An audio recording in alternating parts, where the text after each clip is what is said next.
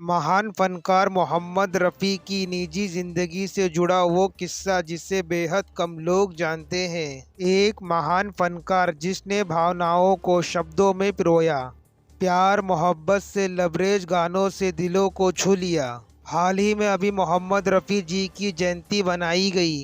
तुम मुझे यूं न भुला पाओगे गीत को आवाज़ देने वाले मोहम्मद रफ़ी, जिन्हें वाकई में कभी नहीं भुलाया जा सकता। रूहानी आवाज़ से नवाजे गए रफ़ी साहब भले ही इस दुनिया से रुखसत हो चुके हैं, लेकिन उनके सदाबहार गानों ने उन्हें उनके चाहने वालों के दिलों में हमेशा के लिए अमर कर दिया है।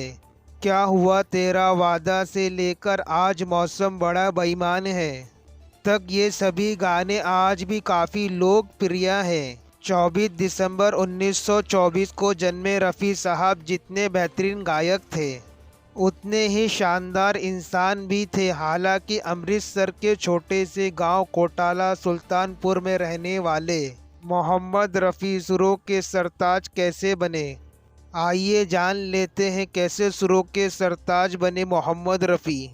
पंजाब के कोटाला सुल्तानपुर में 24 दिसंबर 1924 को हाजी अली मोहम्मद के परिवार में मोहम्मद रफ़ी का जन्म हुआ था।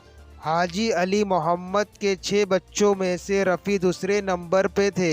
उन्हें घर में फ़ीको कहा जाता था। गली में फ़कीर को गाते सुनकर रफ़ी ने गाना शुरू किया था। धीरे धीरे ये सूफ़ी फ़कीर उनके गाने की प्रेरणा बनता गया और मोहम्मद रफ़ी से सुरों के सरताज मोहम्मद रफ़ी बन गए। रफ़ी के बड़े भाई सैलून चलाया करते थे। मोहम्मद रफ़ी की पढ़ाई में कोई दिलचस्पी नहीं थी। ऐसे में उनके पिताजी ने उन्हें बड़े भाई के साथ सैलून में काम सीखने के लिए भेज दिया था। रफ़ी के साले मोहम्मद हमीद ने रफ़ी में प्रतिभा देखी और उनका उत्साह बढ़ाया।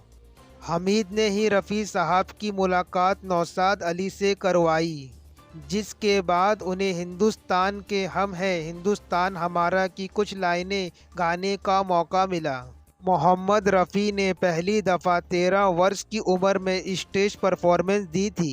ये अवसर उन्हें महान के.एल. सहगल के एक संगीत कार्यक्रम में मिला था। 1948 में रफ़ी ने राजेंद्र द्वारा लिखित सुन सुनो ए दुनिया वालों बाबूजी की अमर कहानी गाना गाया। इस गाने के हिट होने के बाद उन्हें तत्कालीन प्रधानमंत्री जवाहरलाल नेहरू के घर में गाने के लिए आमंत्रित किया गया था।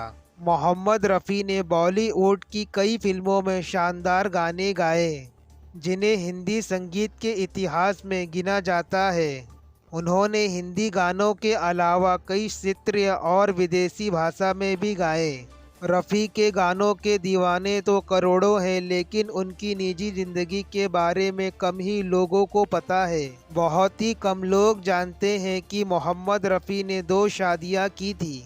अपनी पहली शादी की बात उन्होंने सबसे छिपाकर रखी थी। इसका खुलासा मोहम्मद रफ़ी की बहू यास्मीन खालिद रफ़ी ने की। यास्मीन ने अपनी किताब मोहम्मद रफ़ी मेरे अब्बा एक संस्मरण में रफ़ी की पहली शादी का जिक्र किया।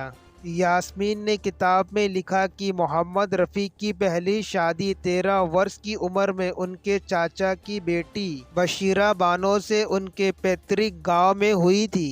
ये शादी ज़्यादा दिन नहीं चली क्योंकि बशीरा ने रफ़ी के साथ भारत आने से मना कर दिया। साल 1944 में 20 की उम्र में रफ़ी की दूसरी शादी सिराजुद्दीन अहमद बारी और तलीमुन्निसा की बेटी बिल्किस के साथ हुई। पहली शादी से रफ़ी का एक बेटा शहीद हुआ था।